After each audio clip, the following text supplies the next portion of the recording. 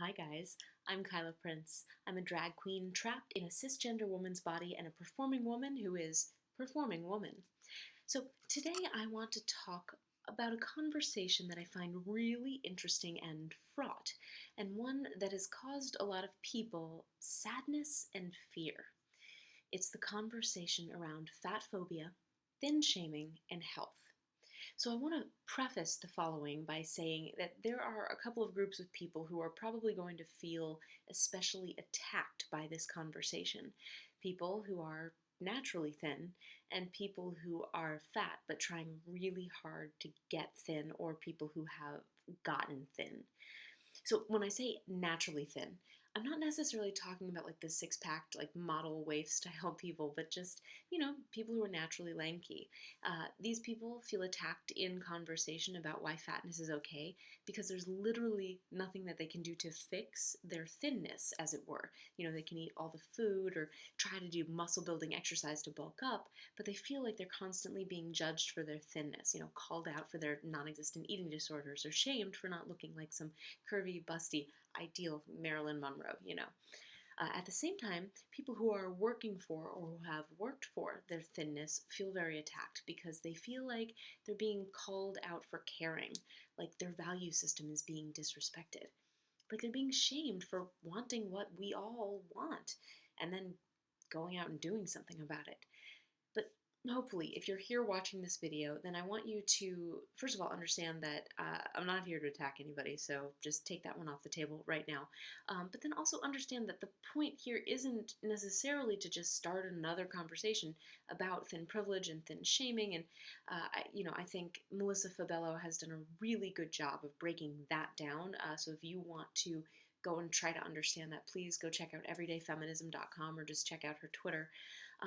But rather, I want to explore the idea that there's been this like crack in the very foundation of our belief system around health and aesthetics. And now we have this really great opportunity to change the language with and the framework about which we discuss body size and health. So, are you ready to change that conversation? Okay, let's begin. So, if you are even marginally active on social media, then you've probably heard the uproar by the mainstream media about the Biggest Loser study that recently came out. If not, to catch you up, essentially, fat bodies want to stay fat, and when you force them to lose weight past their set point, they rebel. Um, in other words, these contestants their bodies, basically their metabolisms, were slower than some at a thinner weight than somebody who was at a comparable size but didn't necessarily come to their thinness from fat. Okay, so while this is of course news to the mainstream, this is actually something that health at every size advocates and activists and researchers and clinicians have been saying for years.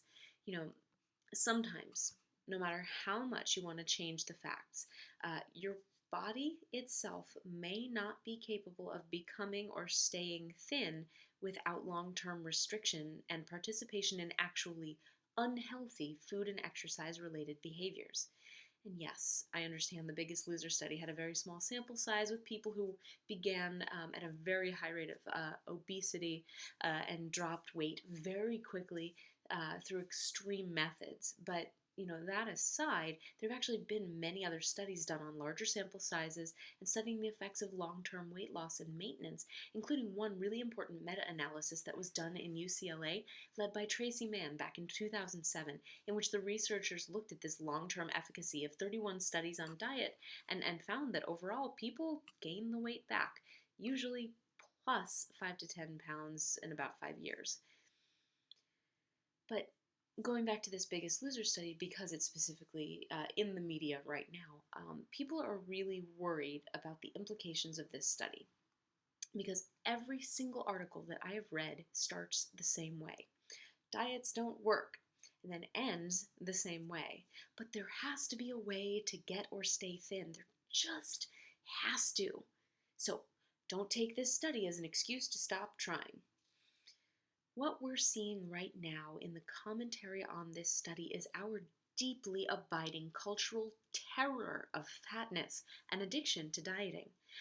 What the conclusion of each of these articles seems to suggest is that no matter what, we have to encourage people to try to lose weight as a goal, even if in the paragraph before we acknowledge that weight loss as a goal can be metabolically and hormonally damaging and doesn't actually have any long-term efficacy.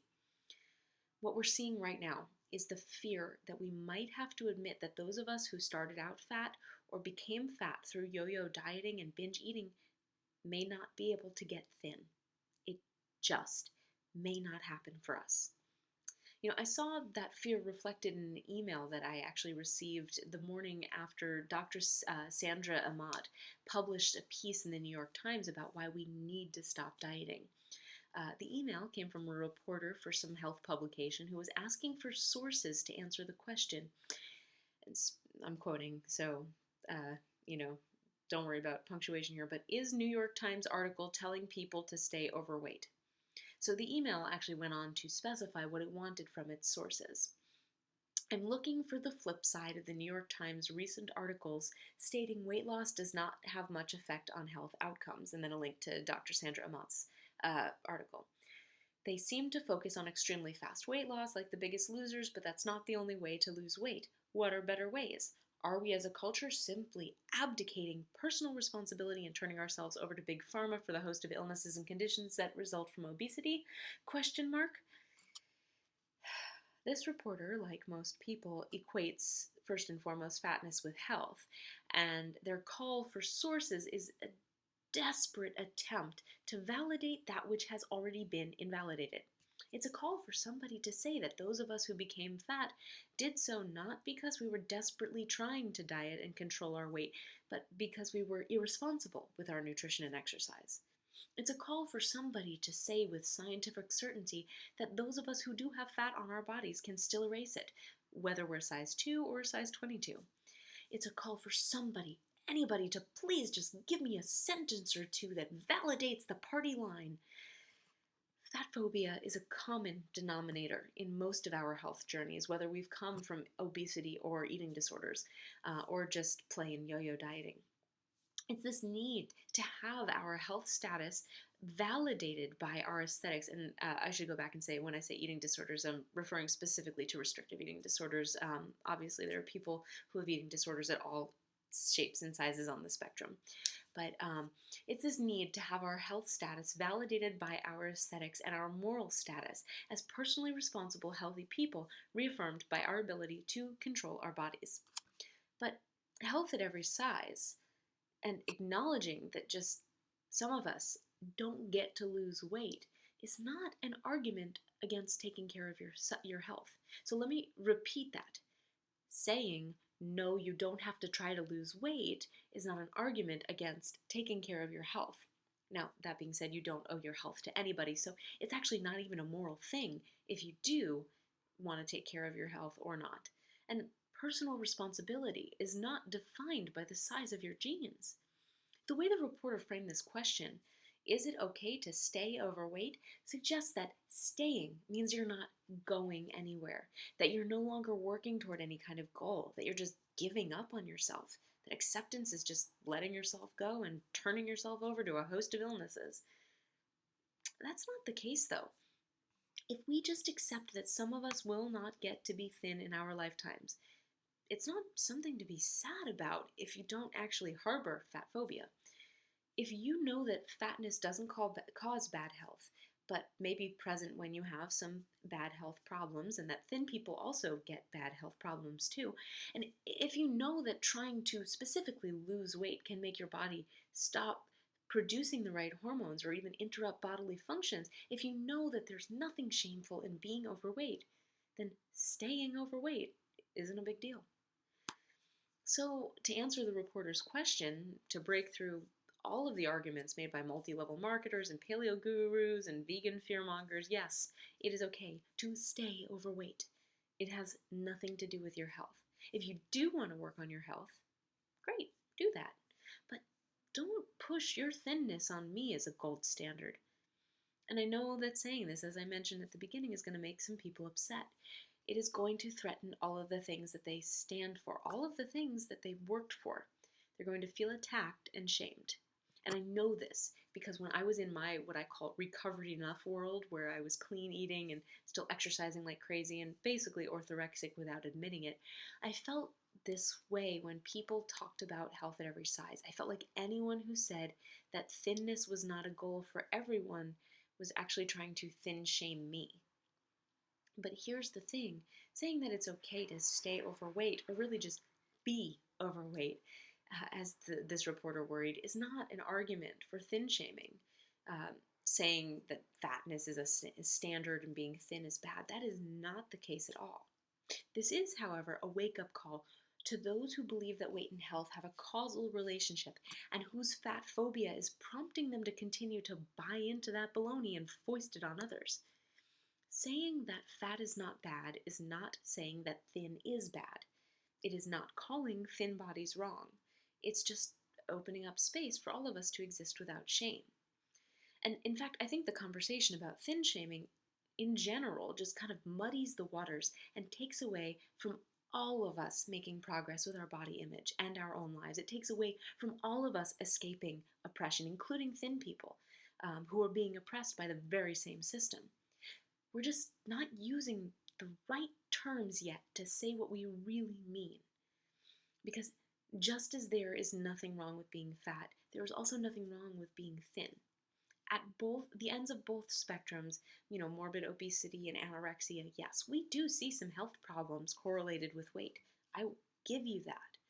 But most people in the middle don't need to lose 10 pounds or discover that strong is the new skinny in order to be healthy or happy. The problem itself is not thinness. It is the desire to become or stay thin.